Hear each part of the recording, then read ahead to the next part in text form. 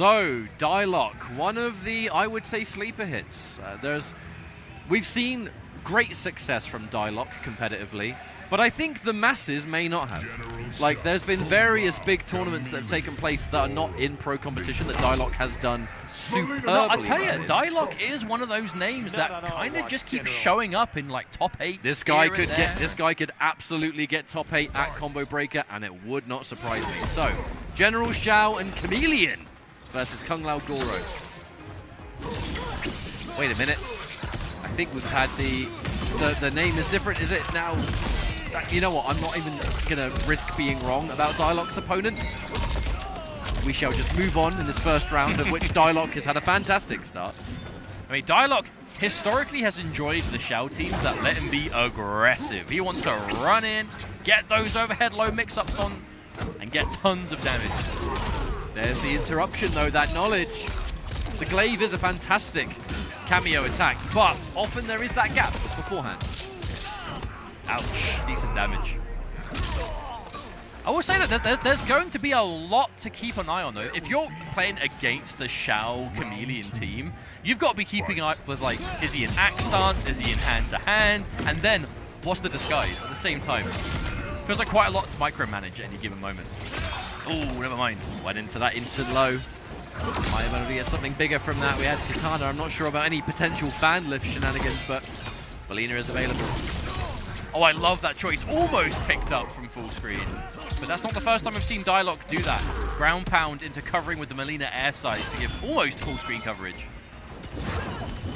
Oh, actually caught the jump in. You think I'm unsafe? Fan lift has other plans. And then straight from the fan lift for safety into the Melina mode.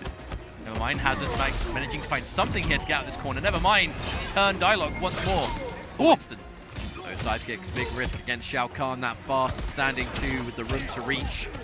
Doesn't guess right on the back 3. Hang on, the low this time. No, the combo drop! That could have been the perfect time to swing the round, but not going to happen on the back of that combo drop. Just didn't look ready for it at the moment, unfortunately. But the worst kind of combo drop, where it's like punishable on drop, like that just feels bad to be on the receiving end of. HZRRDZ receiving a little bit of coaching. Must remember though, I believe some of the ELG players, there's quite a few of them if I recognize the jersey. Must remember 1 coach per player. These big offline events, sometimes that might be a bit hard to regulate in pool play with like big crowds and everything else, but you must remember 1 coach per player. All right, first hit as well as a grab, so not too bad. Spending the meter, get that meter back from first hit, always a good start for you. All right, we want to manually go straight into Katana. That really tells us what Dyloch's trying to prioritize here with disguise. Well, I feel like he spends most of the round in just anything but Jade. And it's not even that like Jade is bad for Xiao. I think it's like because the glaive is nice, but you really want the utility from Katana and Melina more than anything else. Yep. You want the low, you want the air control, you want the fan lift. Hey! Wow! That was just a straight up single button into launcher right there. Dyloch off to a fantastic start. He stuck out that standing 2 once or twice. Okay. HZRRDZ is forced into a weird situation though. Would you go for an armored launcher at that health? Do you think maybe it's not worth the risk? Goro is gone. HZRRDZ's gonna have to do this. Just me, my hat, and my 2 fists. Oh, big jump, but not quite close enough. A preemptive stand 2. Patience again, gets caught. Dyloch taking the round, looking good.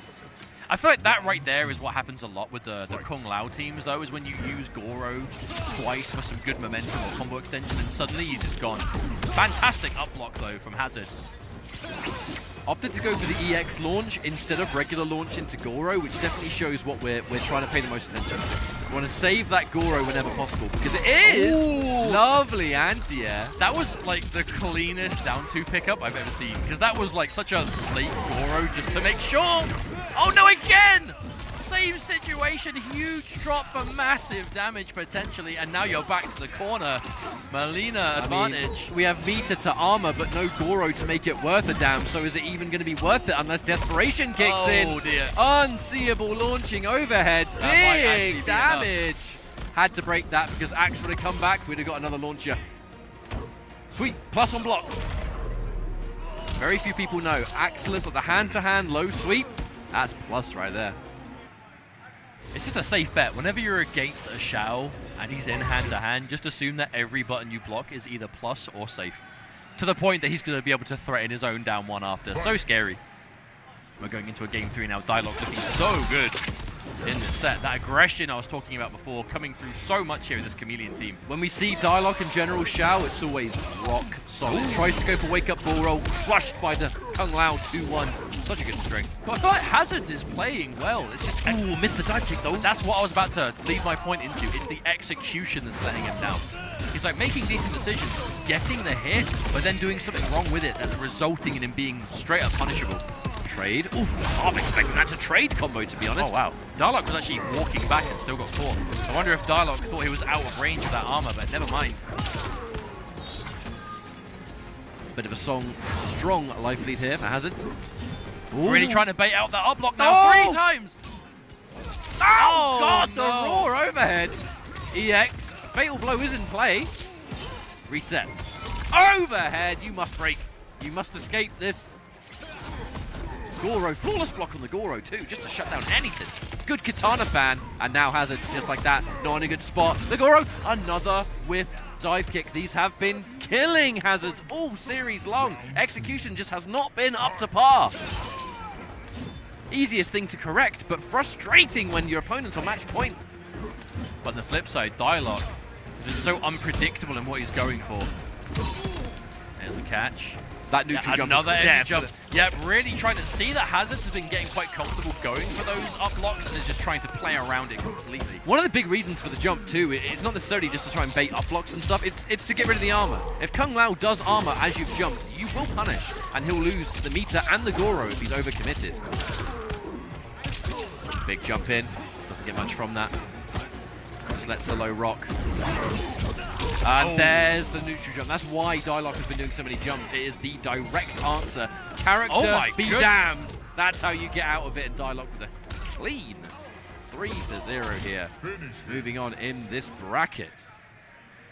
Dyloch looking good. I mean, Dyloch, of course, off of some decent success as well yesterday at the Chicago local. That was the typical kind of pre-combo breaker tournament, which I've got to say is like one of the most FGC things of all time, is when you go to a large-scale major tournament, and then there's always like the pre-tournament tournament. It is